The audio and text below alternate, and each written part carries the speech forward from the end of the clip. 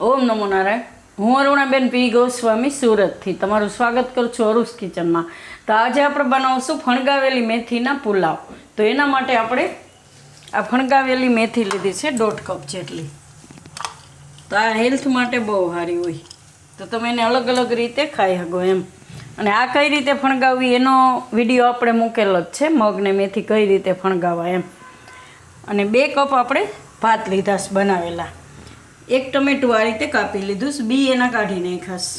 અને 1 મોટી ડુંગળી એને આપણે આ રીતે કાપી લીધીશ. થોડાક લીલા ધાણા લીધા, થોડાક કાજુ લીધા ફાડા, અને લીલા મરચાં 3 થી 4, લીમડાના પાન, મીઠું જોહે સ્વાદ પ્રમાણે, અને 1 ચમચી જેટલા આપણે લાલ મરચાં વાટેલા લીધા.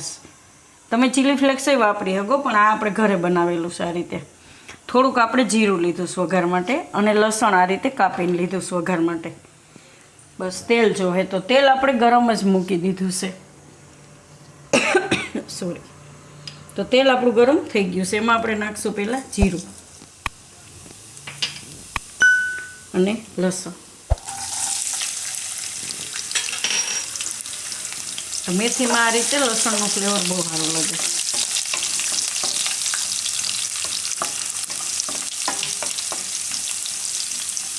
ને મરચાં લીલા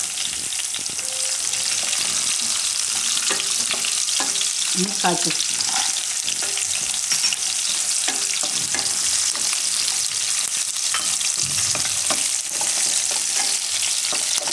અને લીમડાના પાન.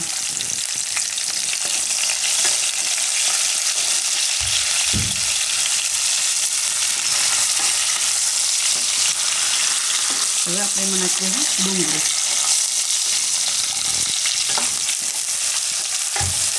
ડુંગળીને થોડીક વાર આમાં તેલમાં ફેરવી લઈએ.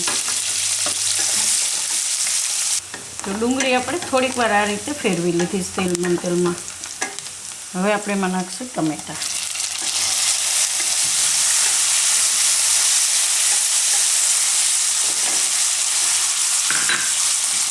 થોડાક લીલા ધાણા.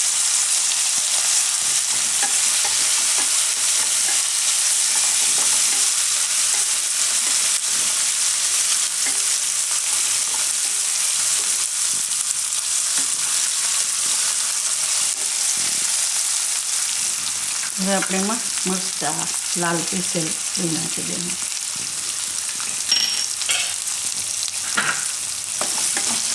અને મેથી નાખી દઈએ.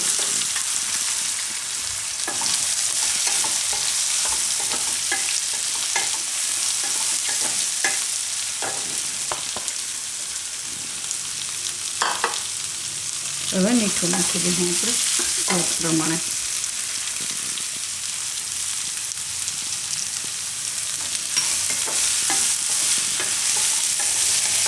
મેથીને થોડીક વાર આમાં પાકવા દઈએ. તો મેથી આપણે થોડીક વાર પકાવી લીધું છે, 1 મિનિટ માટે. તો ફણગાવેલી હોય એટલે એને વાર નહીં લાગે. હવે આપણે એમાં ભાત નાખી દઈએ.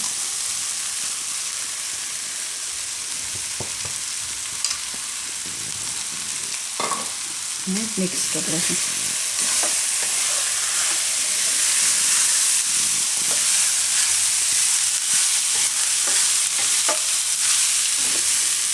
ભાત તમે કોઈ પણ ભાત લઈ શકો, જે ઘરમાં રેગ્યુલર ખાતા હોય એ ભાત લઈ શકો તમે.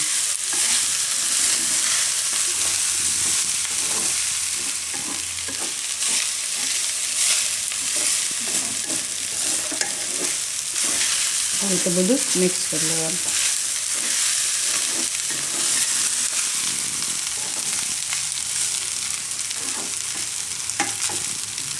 લીલા ધાણા નાખી દઈએ.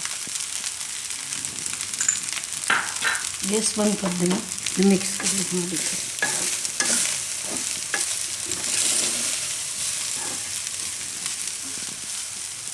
તો ખાવામાં એકદમ સરસ લાગે છે આ મેથીવાળા ભાત. અને આપણે સર્વ કરીશું.